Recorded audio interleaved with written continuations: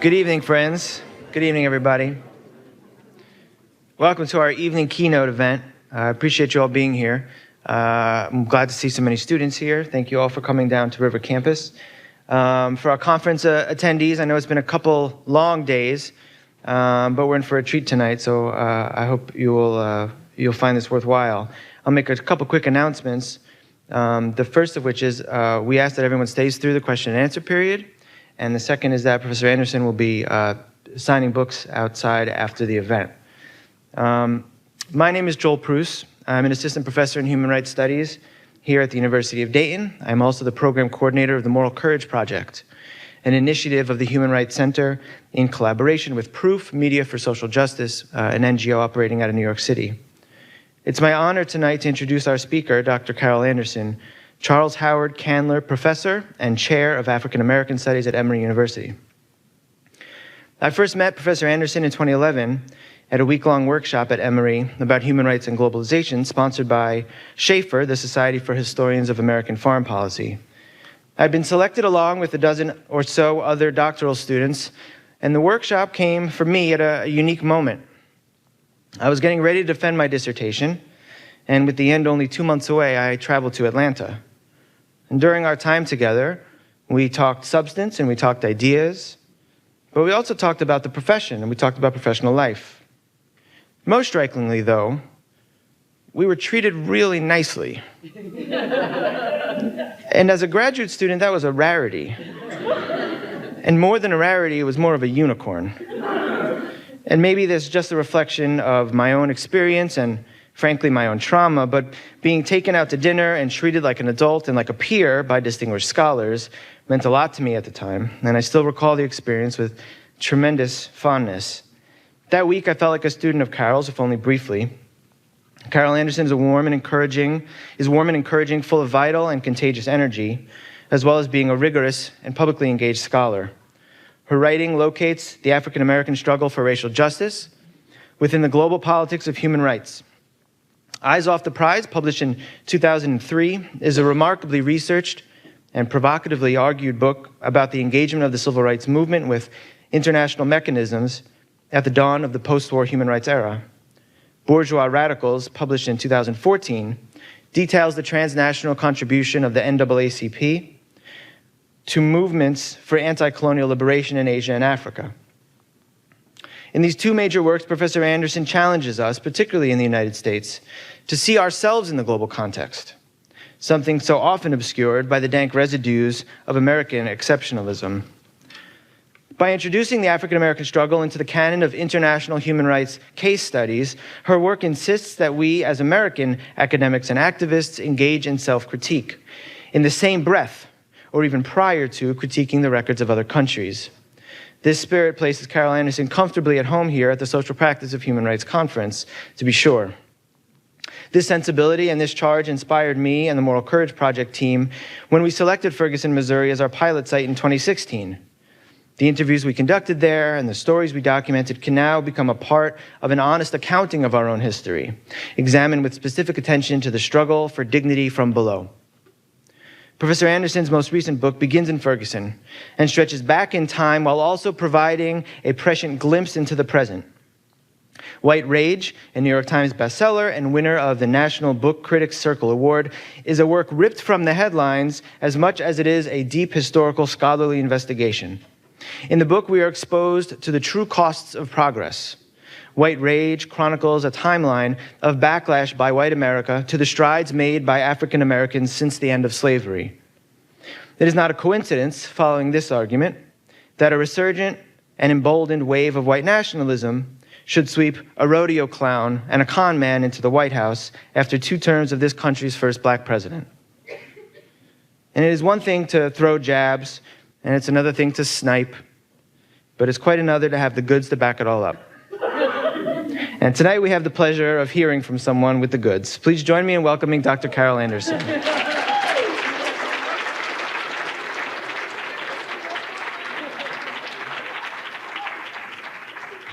Wow. Did he just say rodeo clown and con man? I'm like, dang.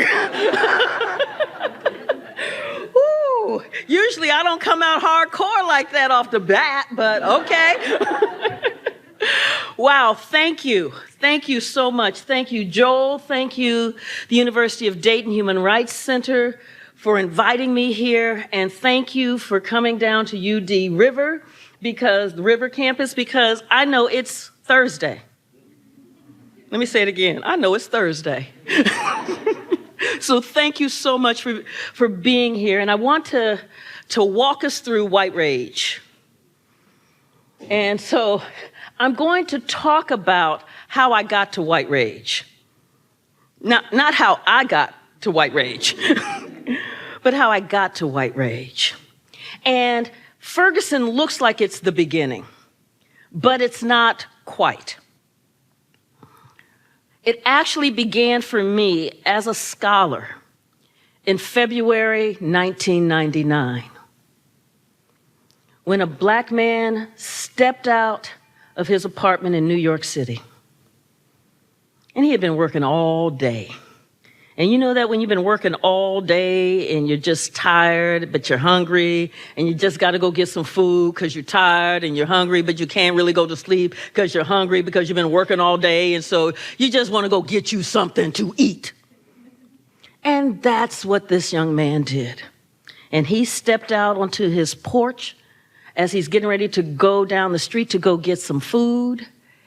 And 4 officers of the New York Police Department pulled up in their car, hopped out, guns drawn, and began firing.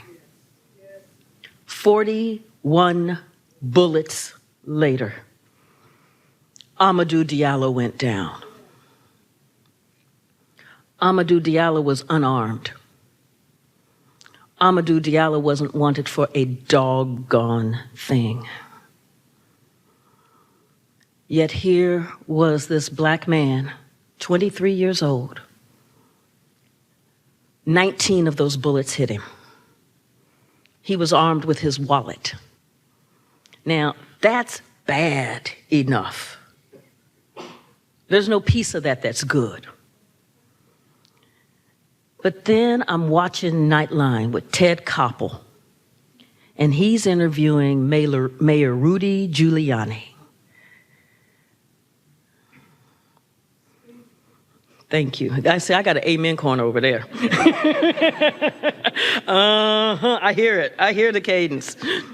And, and Ted Koppel is not some softball pitching interviewer. Ted Koppel comes at you hardcore. And Ted Koppel's looking at Rudy Giuliani and he's going, Amadou, Amadou, Amadou. And Rudy's looking at him going, my policies are working. New York City is safer than it has been in years. Crime is down. New Yorkers are feeling safe and secure. And the policy that he talked about as he had his little flip charts showing crime decreasing, the policies that he talked about was broken windows policing.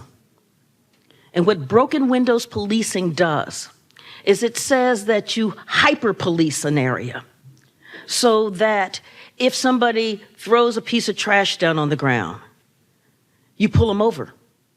If somebody is riding a bicycle on the sidewalk, if they jaywalk, hyper-policing was a way to basically criminalize the black and brown communities in New York City, to terrorize them for all intents and purposes. Now, as I sat here listening to him talk about how his policies were working, but Amadou Diallo is dead in a hail of bullets, I'm thinking Amadou Diallo is not feeling safe. And Rudy Giuliani said, but my police force is the most restrained and the best behaved in the United States of America. My policies are working. And I'm sitting up there going, because most behaved and best restrained don't put 41 bullets at an unarmed man. But I didn't know what to call this thing.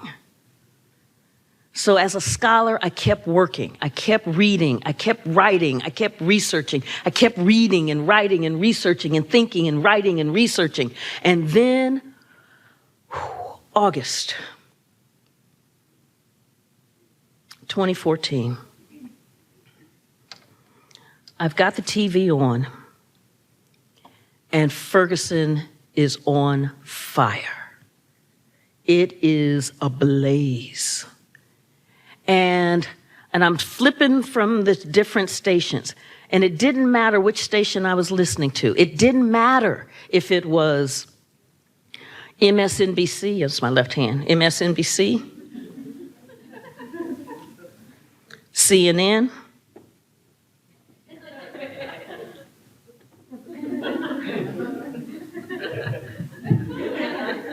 or Fox.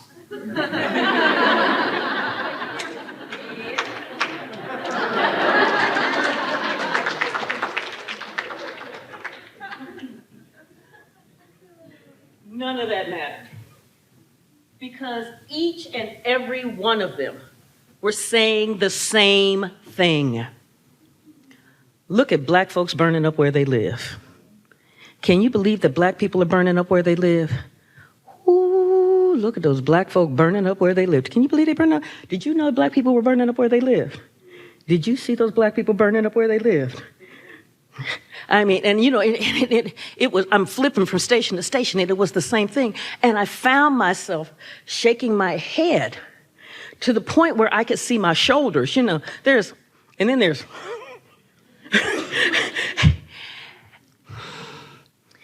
Because what I was listening to was an ahistorical account. An ahistorical account that was treading in the same path of the narrative of black pathology that happens in the United States. There is something fundamentally wrong with black people because now they're burning up where they live. The problem was, as I looked at this, I said, as a nation, we are so focused in on the flames that we've missed the kindling.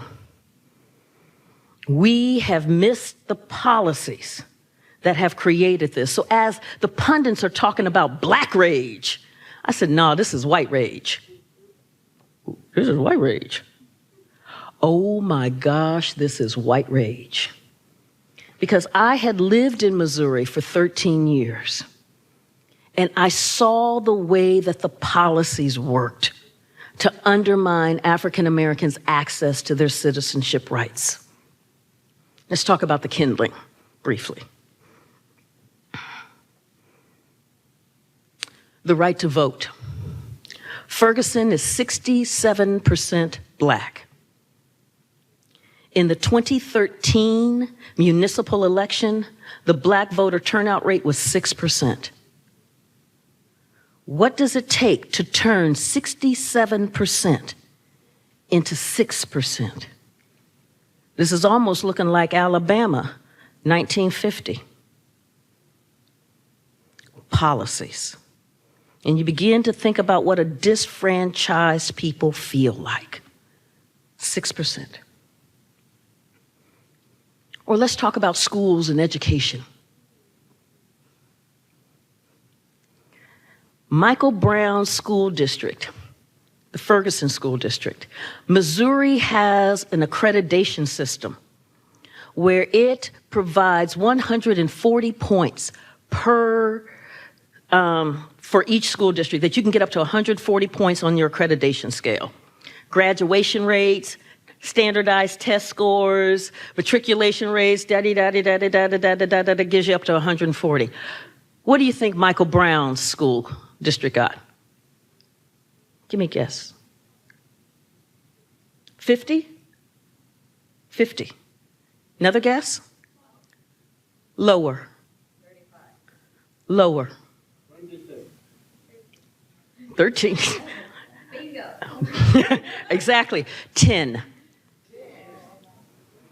Out of 140 points for 15 years. Begin to think about what that looks like when we are willing as policymakers and as a society to put an entire generation of children through a school system that can garner no more than 10 points on a 140-point scale. And we're not done yet, because we're getting ready to send another generation of Black students through that same school system. Kindling. Then let's talk about the police, because we know that the spark for all of this kindling was the killing of Michael Brown. The narrative that we have in America is that the police are here to protect and serve. How many have heard that? Because there are these mantras that we just kind of know.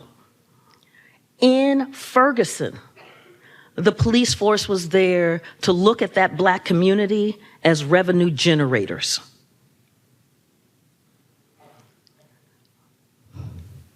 Driving 26 and a 25,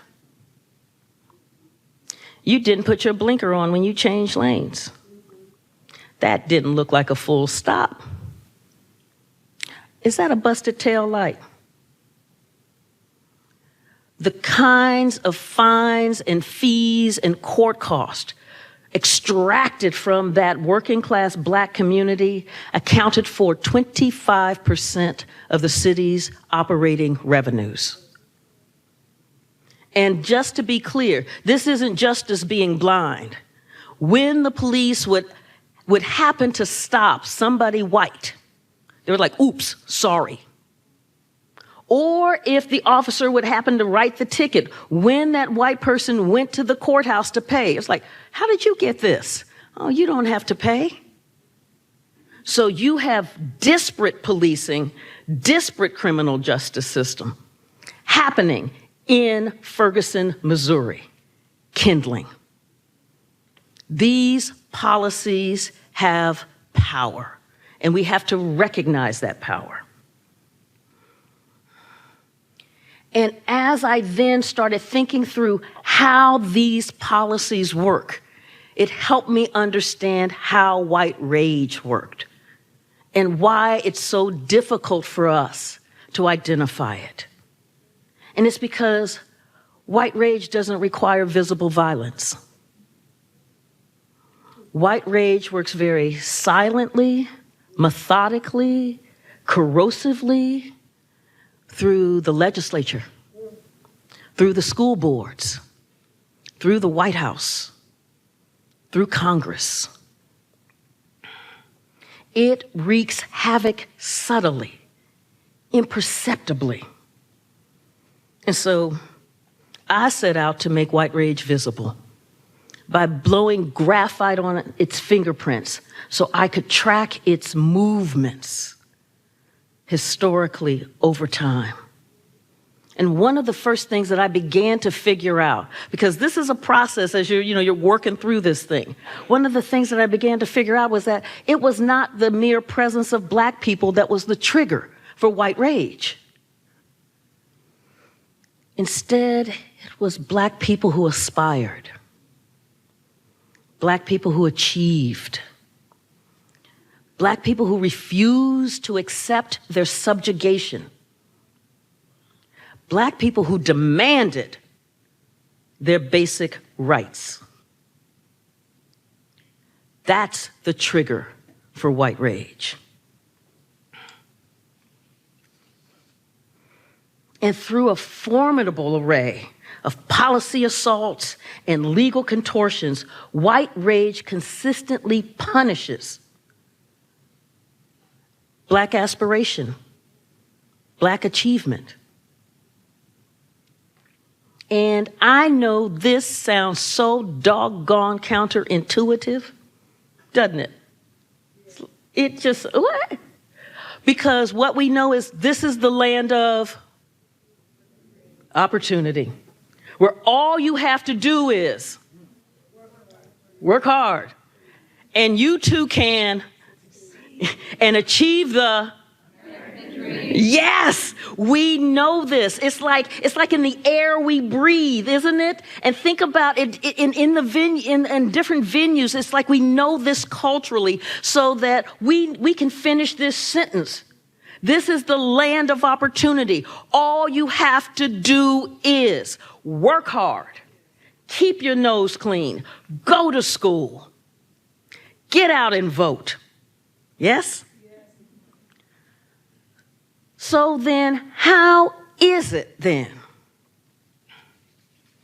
that government after government after government has worked hard to ensure that black children do not get an education?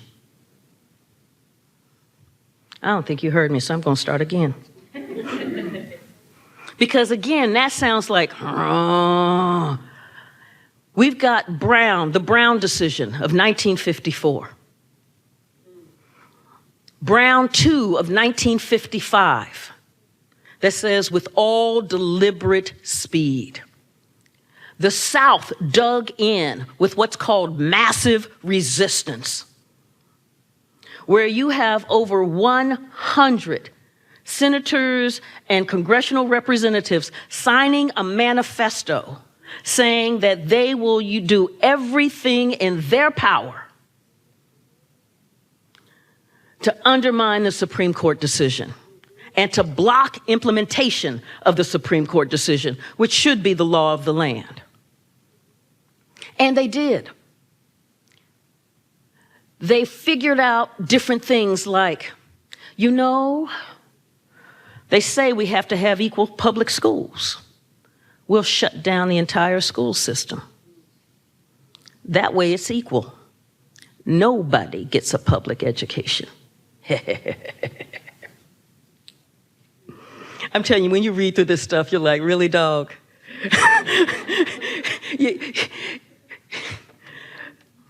But what they also know is that white parents weren't having it. What do you mean my child's not going to get an education?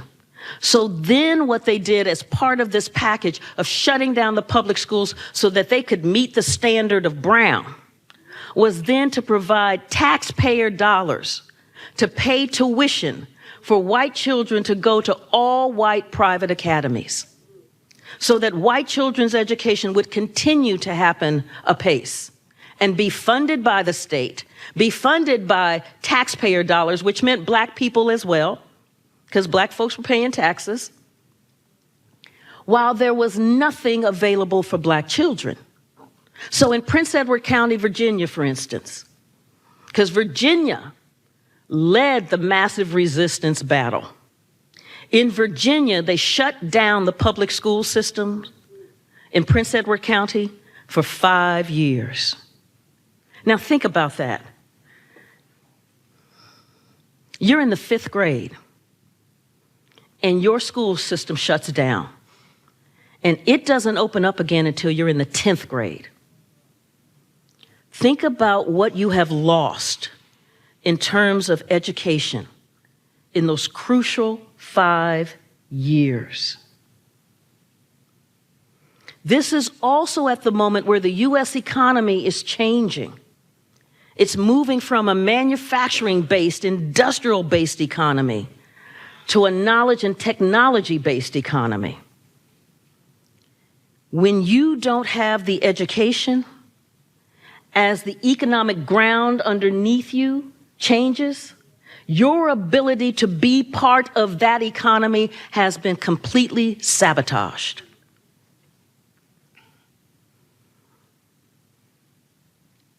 Let's also deal with a moment in this education component. Remember, Brown 1, 1954.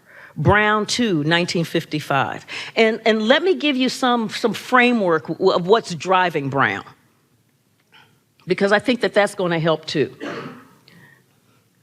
The Plessy v. Ferguson decision of 1896 said separate but equal.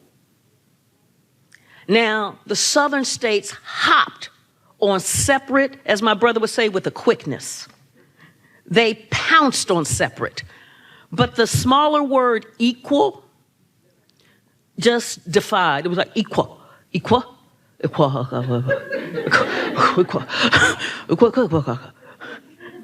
What does that mean? It means that, for instance, in Amity County, Mississippi, white children were funded at a tune of a little over $30 per head. Black children, $3. It means that in Atlanta, that would be the city too busy to hate, that they didn't have enough schools for black children. So black children had to go on a partial day basis. 85% of black children never had a full school day. They went for a few hours, and then another wave of black children came in for a few more hours, and then another wave of black children came in for a few more hours. By the way, this would be after World War II, after the U.S. has helped defeat the Nazis. I just need to also make this clear in terms of what we're talking about here. So by the time we're getting into Brown 1 and then Brown 2, 54, 55, 1957, because the South has still dug in.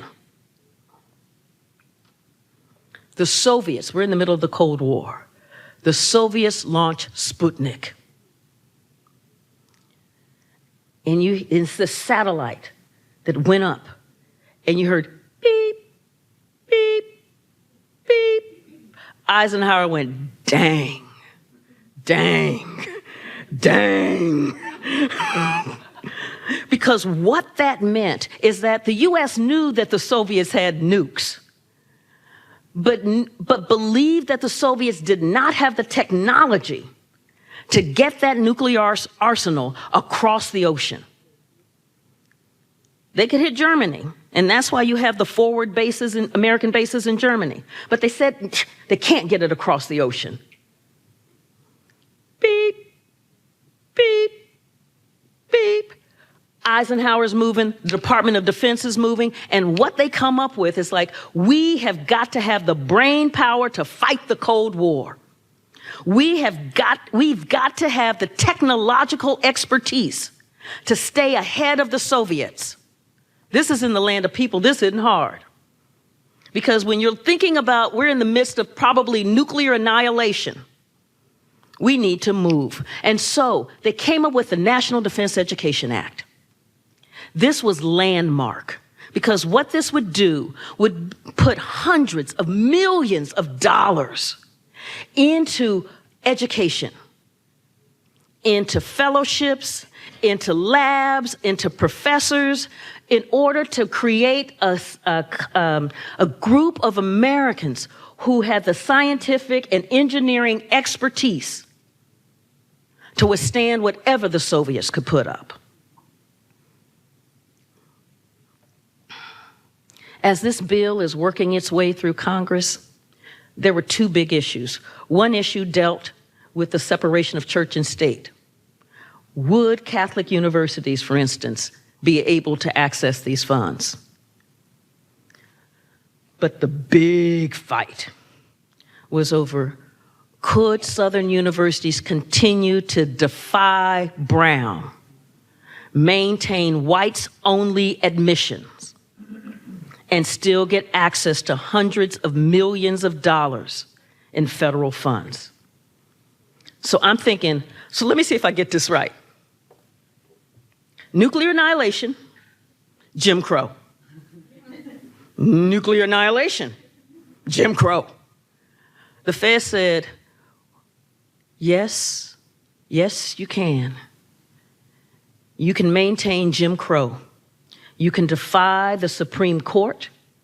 You can have whites-only admissions at the University of Alabama, at the University of Georgia, at Ole Miss.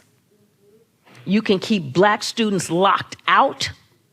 I know we talked about the brain power to fight the Cold War, but we have to have a policy that maintains Jim Crow. So when you have black people fighting for access to quality education, the policy response has been no, not today. Let's take another one, because that was kind of sobering, wasn't it? You're like, wait a minute, we were ready to be nuked in order to keep up colored only and white only signs? Yes. White rage is destructive. White rage not only targets African Americans, but it undermines the viability of the United States of America itself. Because you begin to think about what having millions upon millions of American citizens without the kind of education necessary for this kind of economy. And it destabilizes and weakens the US. White rage does damage. Let's talk about the war on drugs. Okay, that was a humph over here. Let's talk about the war on drugs. The war on drugs, because one of the things that's really important to also understand about the way white rage works is it cloaks itself in the language of democracy. It cloaks itself in the language of reasonableness, so that we must protect our communities from the scourge of drugs. Who could be against that? Right? No one could be against that. You don't want drugs flooding into your neighborhood. But think about this. Studies and upon studies have been done. African Americans use drugs the least in certain categories of drugs than any other racial or ethnic group in America. In the other categories of drugs, it's equal use. Least or equal. Then how is it that African Americans are arrested at 10 times the rate for drug use and incarcerated at 35 times the rate for drug use? So the United States of America has spent $1 trillion on the war on drugs and gone after the people who use drugs the least. Is this really a war on drugs? Because what the war on drugs and mass incarceration has done, because the war on drugs was first launched by Richard Nixon in early 1970 and really took on its form that we see now under Ronald Reagan in the early 1980s. This is coming out of the victories of the Civil Rights Movement.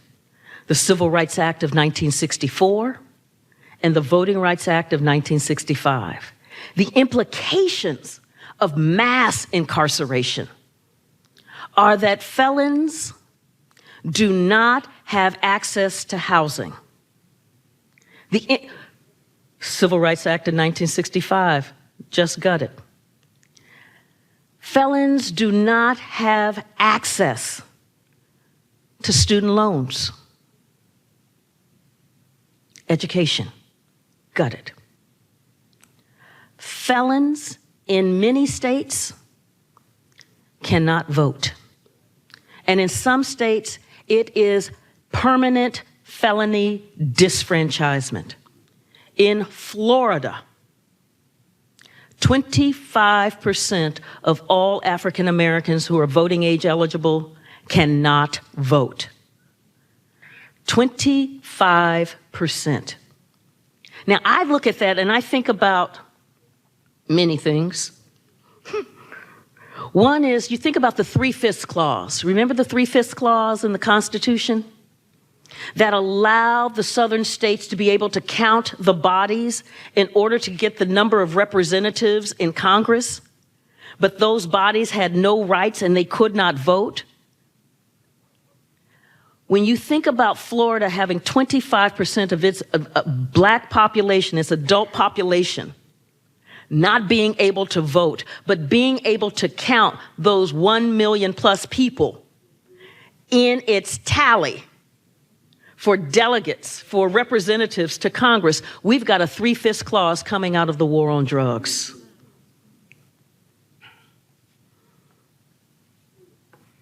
And when you think about what the war on drugs did to state budgets, so even think about like the cost of education, the cost of a college education. In California, for instance, California, at a certain moment, because California was locking up folks, big, bad, hot, hard, heavy, you began to see a dollar for dollar movement out of the higher education budget into the prison budget. So a state is willing to spend billions of dollars on incarcerating people, but not on keeping tuition low enough so that people can get a college education and not be overburdened with loans. Think about that. That's what the war on drugs did. Or let's talk about the right to vote.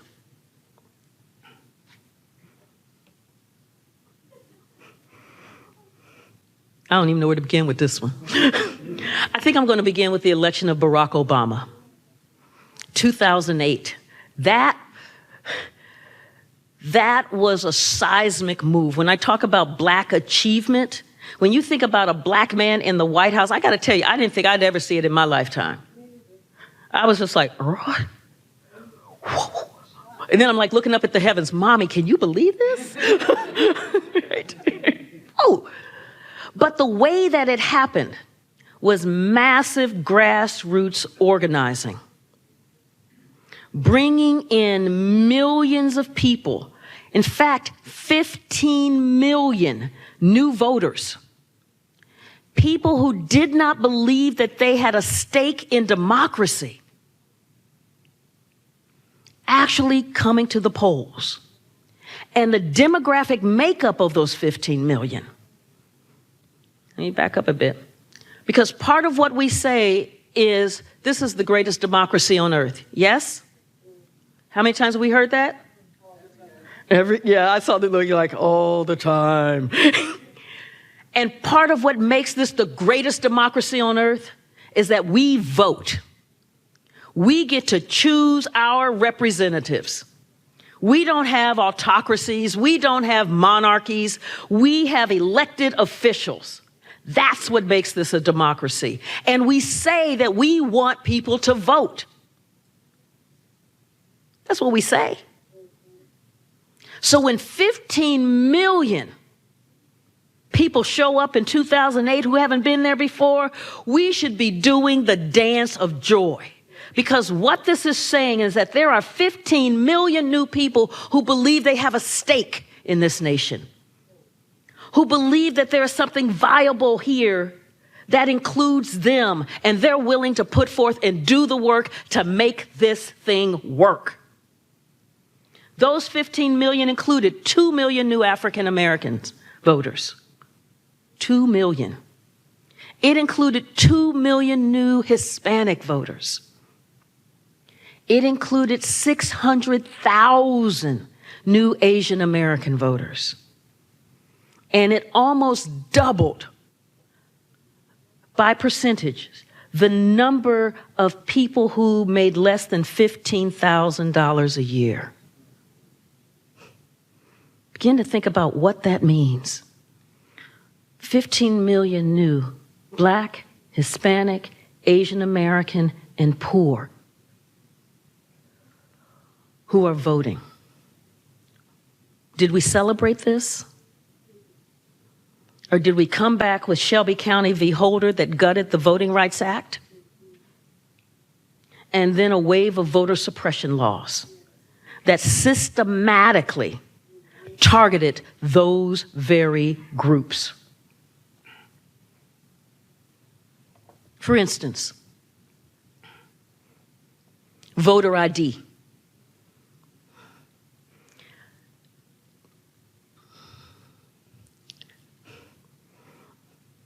So the narrative goes, we have to protect the integrity of the ballot box. Have you heard that?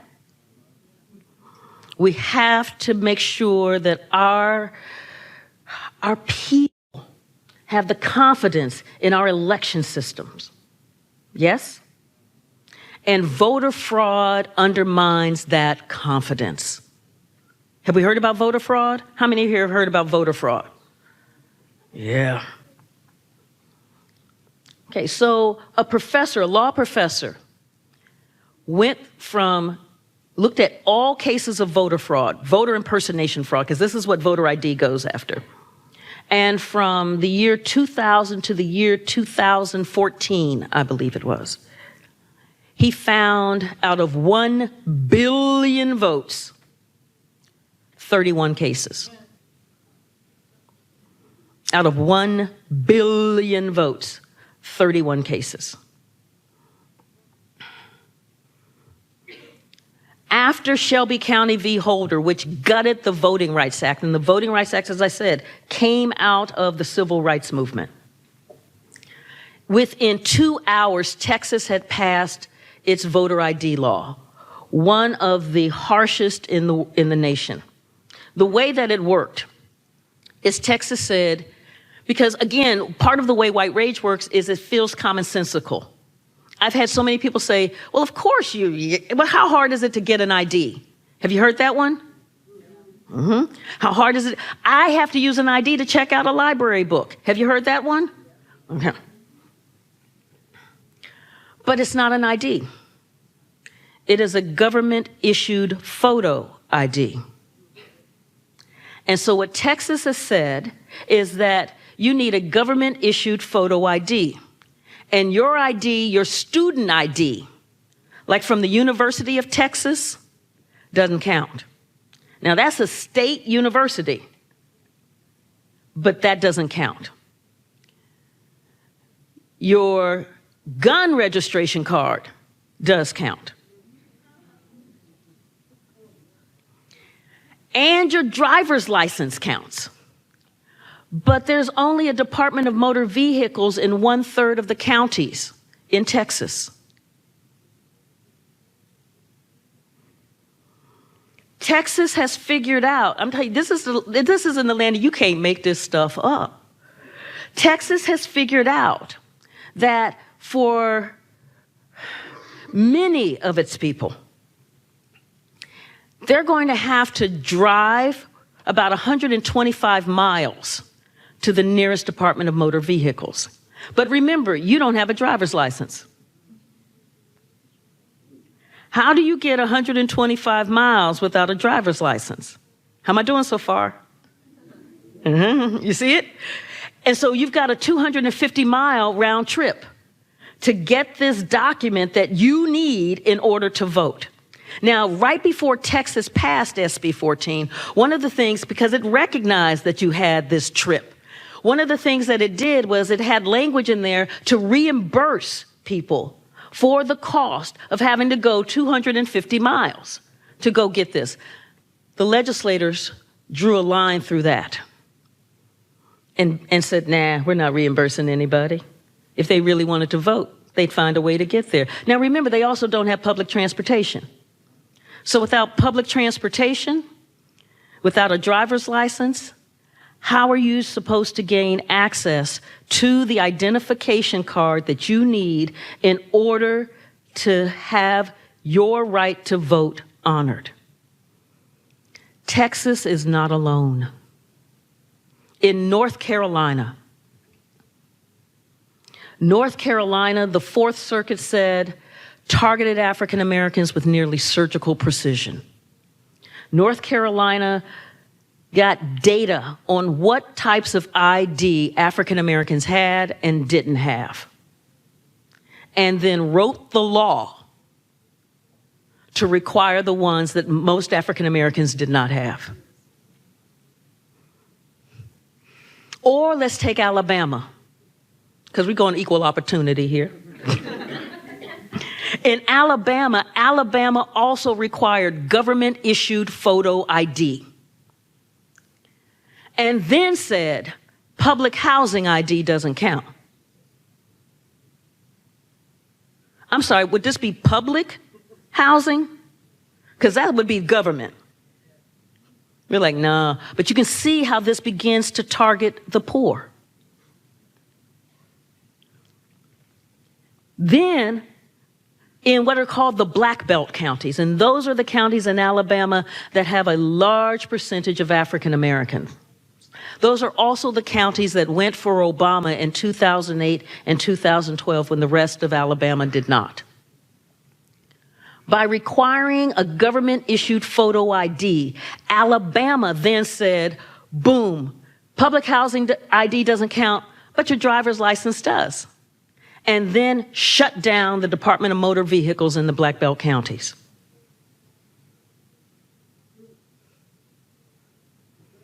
Now, there was a hue and cry when that happened, because Alabama is kind of storied in the civil rights lexicon, right? We've got Montgomery, we've got Selma. So they thought Governor Bentley thought he was being slick.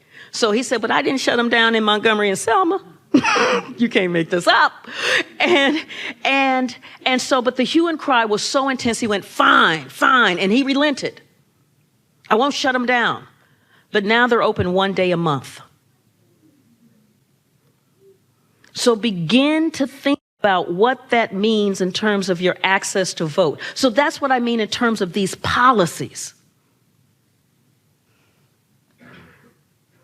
And realize that none of this was done with a Klan cross burning.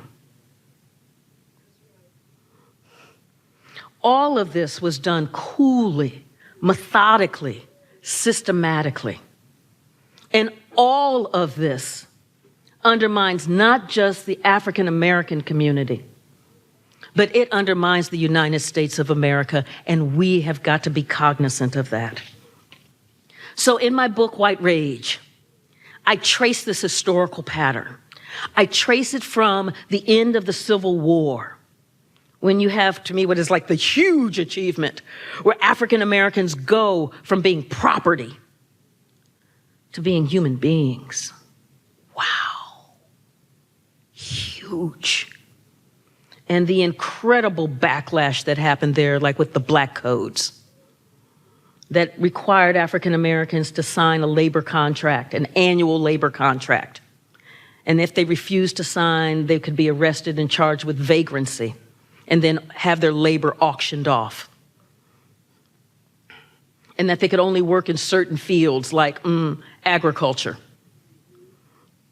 Anything else they'd have to have a judge sign off on, or the mayor. To the Great Migration, which, as Isabel Wilkerson in her magisterial book, The Warmth of Other Suns, talks about, this is the first step that the servant class took on its own without asking.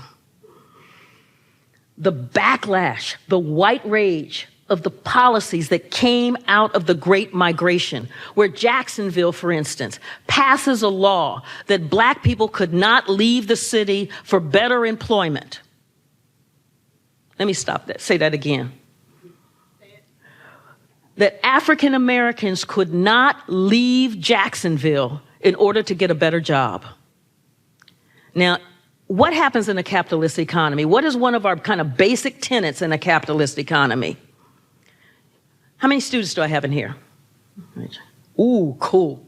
Okay, when you get your degree, and you're living in Dayton right now, yes? And say you've got a job at Walmart at $8 an hour. But you get your degree, you're like, oh, I got my University of Dayton degree. You need to recognize, because you're planning on getting paid, right? Look at that smile. That's a man who's planning on getting paid. But Dayton has a law that you cannot leave. Intel is calling. They've got a 6-figure salary for you. Did you see that smile again? But you can't leave Dayton to get a better job. Does that not sound like, what? This is America in the 20th century.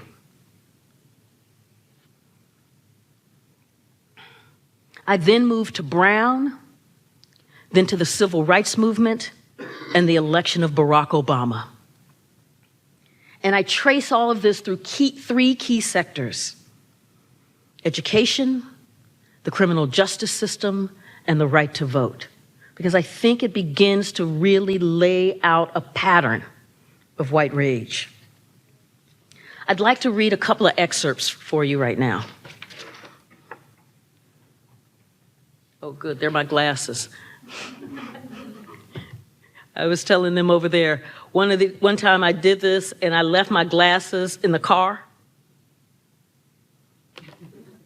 The words were just swimming. It was bad. It was really bad. I'm going to do one on the war on drugs. I'm going to do two, one on war on drugs and one on Barack Obama. In the chapter on the civil rights movement, and as I'm moving in and I'm discussing the war on drugs, I get to the point where I'm doing Michelle Alexander's The New Jim Crow. And I'm highlighting the key Supreme Court decisions that embed racism in the operation of the law for the war on drugs. Taken together, these rulings allowed, indeed encouraged, the criminal justice system to run racially amok. And that's exactly what happened on July 23rd, 1999, in Tulia, Texas. In the dead of night, local police launched a massive raid and busted a major cocaine trafficking ring. At least that's how it was billed by the local media, which, after having been tipped off, lined up to get the best, most humiliating photographs of 46 of the town's 5,000 residents in pajamas, underwear, and uncombed bed hair being paraded into the jail for booking. The local newspaper, the Tulia Sentinel, ran the headline, "Your streets cleared of garbage." The editorial praised law enforcement for ridding Tulia of drug-dealing scumbags. The raid was the result of an 18-month investigation by a man who would be named by Texas's Attorney General as Outstanding Lawman of the Year. Tom Coleman didn't lead a team of investigators. Instead, he single-handedly identified each member of this massive cocaine operation and made more than 100 undercover drug purchases. He was hailed as a hero, and his testimony immediately led to 38 of the 46 being convicted, with the other cases just waiting to get into the clogged court system. Joe Moore, a pig farmer, was sentenced to 99 years for selling $200 worth of cocaine. Kizzy White received 25 years, while her husband, William Cash Love, landed 434 years for possessing an ounce of cocaine. Well, the case began to unravel, however, when Kizzy's sister Tanya went to trial. Coleman swore that she had sold him drugs.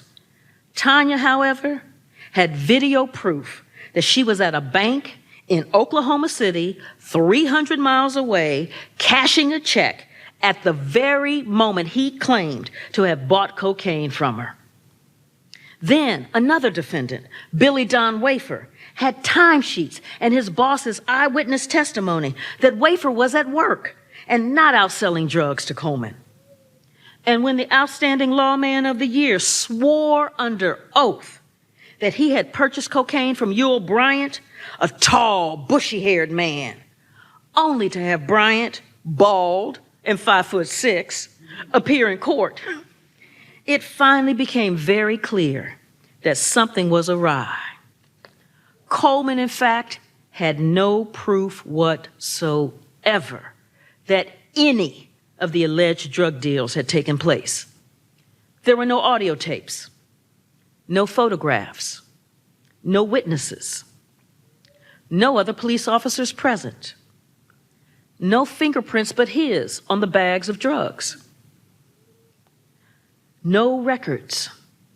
Over the span of an 18-month investigation, he never wore a wire. Now, he claimed to have written each drug transaction on his leg.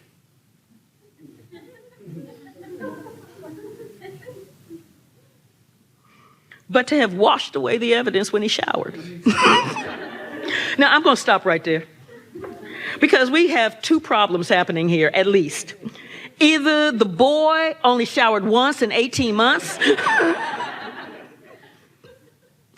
or he went out, bought drugs, wrote it on his leg, went home, showered, went out, bought drugs, wrote it on his leg, went back, showered, and did this for 18 months.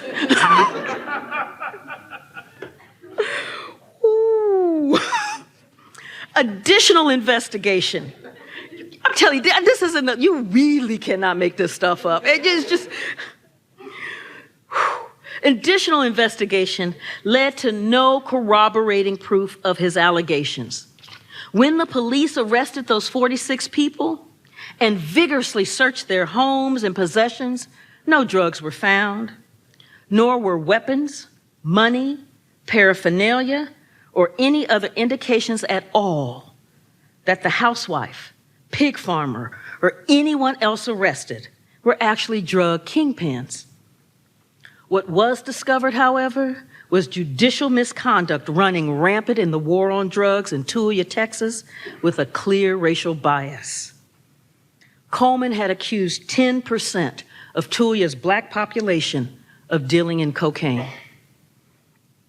Based on his word alone, 50% of all of the black men in town were indicted, convicted, and sentenced to prison.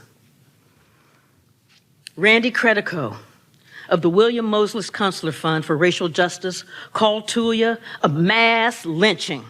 Taking down 50% of the male black adult population like that? It's outrageous. It's like being accused of raping someone in Indiana in the 1930s. You didn't do it, but it doesn't matter because a bunch of Klansmen on the jury are going to string you up anyway. But this wasn't 1930. It was the beginning of the 21st century, and there was a powerful civil rights movement that had bridged those two eras. The next one that I want to deal with is the election of Barack Obama. And I spent a lot of time in that one talking about voter suppression, but also the level of disrespect. Black respectability or appropriate behavior doesn't seem to matter. If anything, black achievement, black aspirations, and black success are construed as direct threats. Obama's presidency made that clear. Aspirations and the achievement of those provide no protection, not even to the God-fearing. On June 17, 2015, South Carolinian Dylan Roof, a white, unemployed, 21-year-old high school dropout, was on a mission to take his country back. Ever since George Zimmerman had walked out of a courthouse a free man after killing Trayvon Martin, and a racially polarized nation debated the verdict, Roof had looked to understand the history of America. Trolling through the internet, he stumbled across the Council of Conservative Citizens, the Tri-C, the progeny of the 1950s White Citizens Council that had terrorized black people, closed schools, and worked hand in hand with state governments to defy federal civil rights laws. Despite the group's avowed racist belief system, in the mid to late 1990s, as the Southern Poverty Law Center reports, the group boasted of having 34 members who were in the Mississippi legislature and had powerful Republican Party allies, including then Senate Majority Leader Trent Lott of Mississippi. By 2004, Mississippi Governor Haley Barbour, the chair of the Republican National Committee, and 37 other powerful politicians had all attended Tri-C events in the 21st century. The Tri-C's chair, Earl Holt III, gave $65,000 to Republican campaign funds in recent years, including donations to the 2016 presidential campaign of Rand Paul, Rick Santorum, and Ted Cruz. The Tri-C then enjoyed precisely the cachet of respectability that racism requires to achieve its own goals within American society. And its website of hatred and lies provided the self-serving education Dylann Roof so desperately craved. He drank in the poison of its message, got into his car, drove to Charleston, entered Emmanuel AME Church, and landed in a Bible study with a group of African Americans who were the very model of respectability. Roof prayed with them, read the Bible with them, thought they were so nice. Then he shot them dead, leaving just one woman alive so that she could tell the world what he had done and why. Yet taken over our country, he said, and he knew this to be true. Well, not even a full month after Dylann Roof had gunned down 9 African Americans at Emmanuel AME, Republican presidential frontrunner Donald Trump fired up his silent majority audience of thousands in July 2015 with a macabre promise. Don't worry, we'll take our country back. No, it is time that we take our country forward into the future, a better future. Thank you.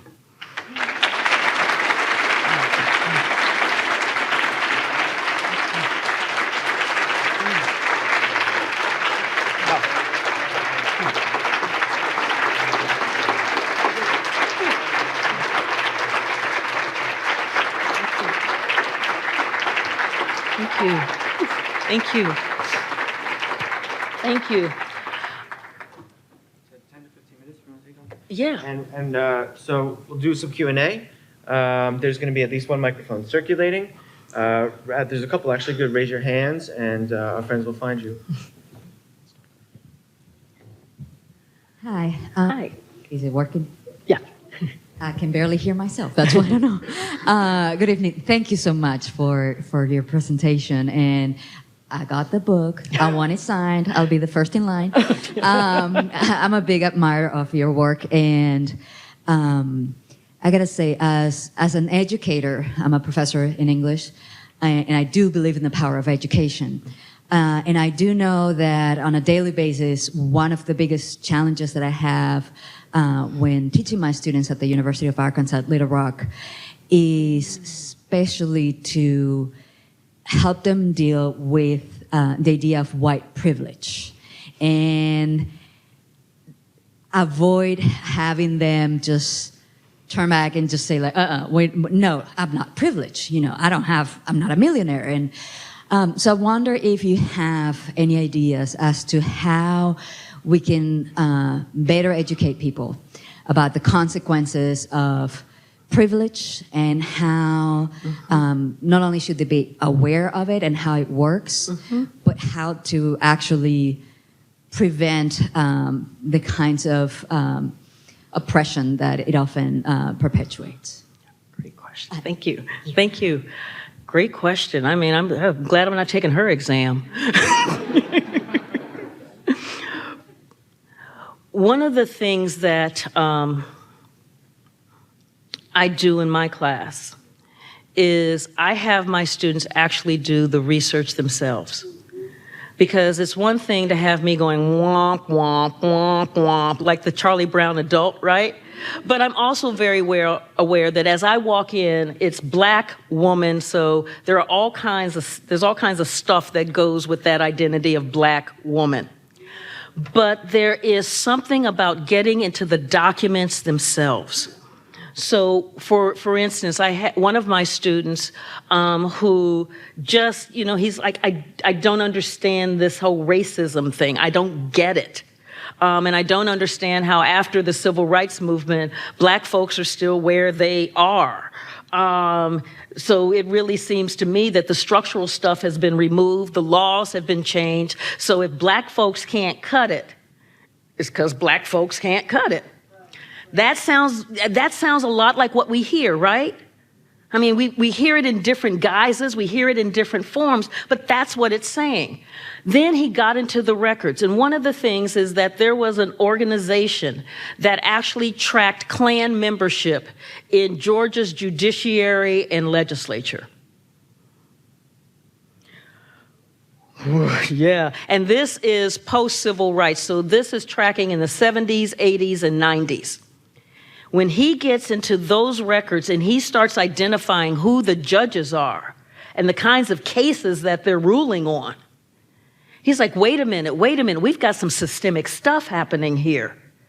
And that is part of what allowed him to become open to seeing things and to asking that next question. One of the key elements, one of the things that I did with White Rage is that usually in conversations about race in America, and we have all been there, it turns into either a shouting match, it either turns into guilt, anger, just doggone ridiculousness. That's my term. And a lot of that is because it's based on myth. It's based on, well, you know, all of those black folks on welfare. But that means that we don't really understand what the real numbers on welfare truly are. And so or affirmative action. How many of you have heard the mess about affirmative action? That we've got all of these unqualified minorities getting into college. Yes? Yes? Getting these jobs. When you really look at the way affirmative action works, and so we end up in these myths. And so what I set out to do in White Rage was to actually have fact-based, documented, so there's like almost like a footnote after every sentence, it feels like in there, because I want people to be able to go to the sources themselves and learn for themselves to then be able to have fact-based conversations, evidence-based conversations, because that's the way we're going to get out of this mess. That's the way it's going to work, I fully, truly believe. So let's take affirmative action, because that is one of those hot buttons. You know, that's the one, because part of the way that White Rage works as well is it treats things like a zero-sum game. So that the only way that black people can be at the expense of whites, right? I mean, this is how we've heard this thing come up all the time. Affirmative action. The actual greatest beneficiaries of affirmative action in college admissions are males, particularly white males. Now, that's not the story you get. And you're looking going, wait a minute, what do you mean? I'm the greatest beneficiary. I love that look right there. You're like, I mean, he's looking up at me like, what you talking about, Willis? So let me explain. Basically, in high school, girls are kicking butt. They take their academics seriously. The girls are like, yeah.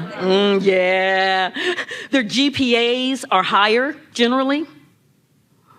Their test scores, higher.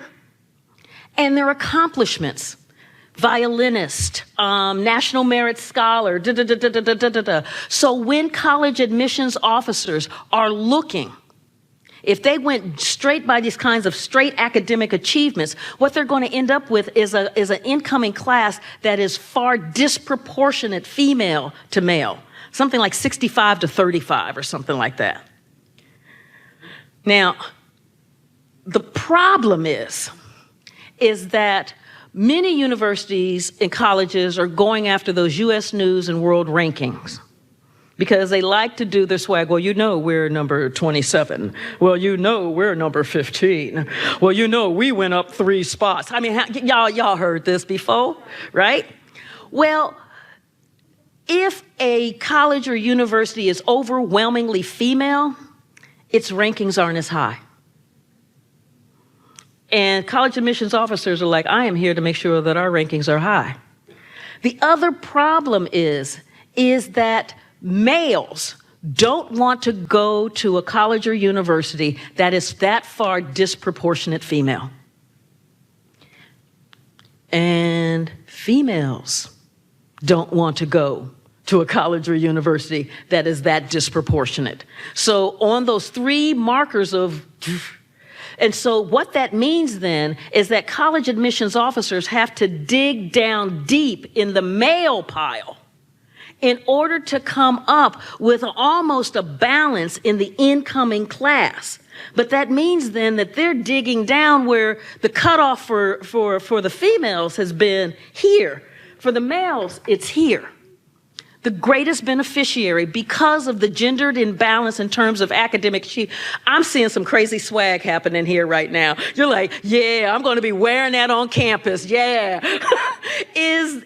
And so that's the greatest benefit. But what we hear, like in the Abigail Fisher case out of Texas, right, is that unqualified minorities got her slot. Let me walk quickly through Abigail Fisher's case. Okay, so Texas has its 10% rule. If you graduate in the top 10% of a high school in Texas, you gain automatic admission.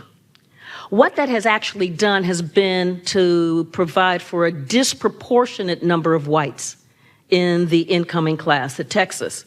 Now, that's not the story we hear, but that's what has happened. Then what Texas does after that initial 10% is that they have the second tier, like the B tier.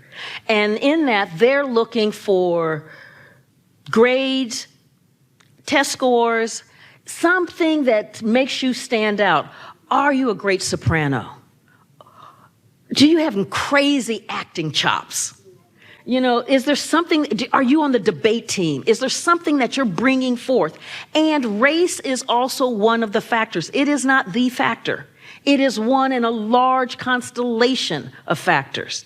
In that second tier, and don't quote me on the numbers, but there were like 47 students admitted in that second tier. Of that number, like 42 were white.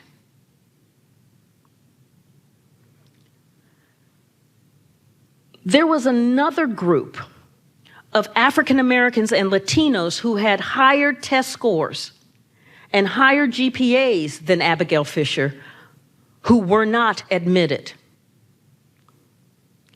Abigail's focus are on the 5 African American and Latinos who were admitted into the University of Texas. And she thought it was her slot, because that's part of the way the zero-sum game works, her slot, because her father was a graduate from Texas. And so she thought she ought to get the legacy. Now, the way that legacies work, so like with Harvard, Harvard's incoming class this year was 30% legacy and over 90% white. Because if your student population in previous years has been all white, then generally their children will be white. And so the legacy automatically, so it's built in without being racialized, without seeing race. You see how this works? And so let me tell, I know I'm on this a while, but this is, so let's take California. Because remember I talked about California, the dollar-to-dollar swap? And California ended affirmative action with Prop 209. Was that a talk by Troy Duster, who was a professor out there at the time? He's now at NYU, I believe. But what he talked about was Berkeley has 3,500 incoming slots for freshmen.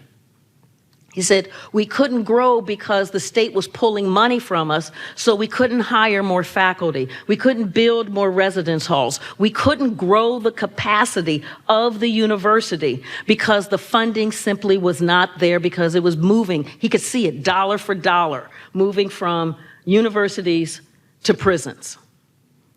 So you had 3,500 slots. He said we had 16,000 applications for 3,500 slots. 9,000 of those had 4.0s. So automatically you have 5,500. If you just do a slice on, okay, we're only taking 4.0s, You've got 5,500 4.0s that are not getting into Berkeley. Now, one of the other things then is that college admissions officers are asking questions about the dynamics of that incoming class. Do you really want an incoming class of only 4.0s? No. No. And I know that sounds shocking, doesn't it? You're like, well, of course you do. No, you really don't. You really, really don't. You want some 4.0s up in there, to be sure. But what if you've got somebody who is an incredible artist and has a 3.9? And so those are the choices that are having to be made in this resource constriction because we have made a choice to fund prisons and not education. And then we have defined that as a zero-sum game where whites are being taken advantage of and losing their opportunities because of this thing called political correctness and affirmative action that is making unqualified people take their slots. Part of the work that we have to do is that conversation we have with the facts. Because once we know how this thing really works, not how the sound bites work, and when we're having the conversations among ourselves, one of the major ways to diffuse the power of white rage is to get rid of the zero-sum game and to really think about how vibrant we could really be if we made the kinds of investments in our people so that we have the kind of strength culturally, politically, economically, where that pie is doing what it's supposed to do instead of where we can continue to conceptualize it like this. Because as I said, we spent $1 trillion on the war on drugs. What do we have to show for it? What would $1 trillion look like if we put it into education? What would $1 trillion look like if we put it into healthcare? What would $1 trillion look like if we could fix those potholes? Those are the kinds of conversations that we need to have. It's being fact-based, it's being non-polemical, it's listening. I mean, it's really important to listen.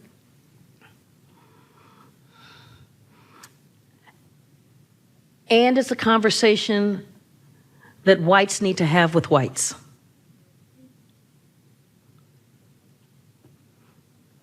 Okay. Question. Okay. Because I know that was a long answer. Hi, I'm Jenna Lakes. I'm a human rights studies student here at University of Dayton. So I've grown up in a generation that a lot of society believes we're colorblind, especially you mentioned Michelle Alexander's New Jim Crow and the mass incarceration system. Obviously, our systems are not colorblind in and of themselves. What are some practical ways that our younger generation, which sees a lot of the civil rights movements and stuff like that as historical issues and not as much present because we like to think we're colorblind, what are some practical ways that we can get out and start changing those systems? I think practically, I've got to say right now, my students are on fire. They felt a zeitgeist. They felt the earth move underneath them. And so they're mobilizing, they are organizing, they are reading, and it's not just protesting to be protesting. They're being very strategic because they understand. I mean, so like the civil rights movement. I teach a class on the civil rights movement. I taught it this spring after the election, right? I walked into that class and I said, you're in Mississippi. The mayor hates you. City council hates you. Your state legislator hates you. The cops hate you. Your U.S. senator and your U.S. representative. Supreme Court. President. And they're like, I said, but you know what? Folks in Mississippi in 1950 faced those conditions. And they figured it out. Let's do that. And so part of what we do is I teach, for instance, the civil rights movement as strategy. So yes, we get the narrative, but it's not just sitting down or protesting. They were very strategic. They figured out the strengths and the weaknesses in the system.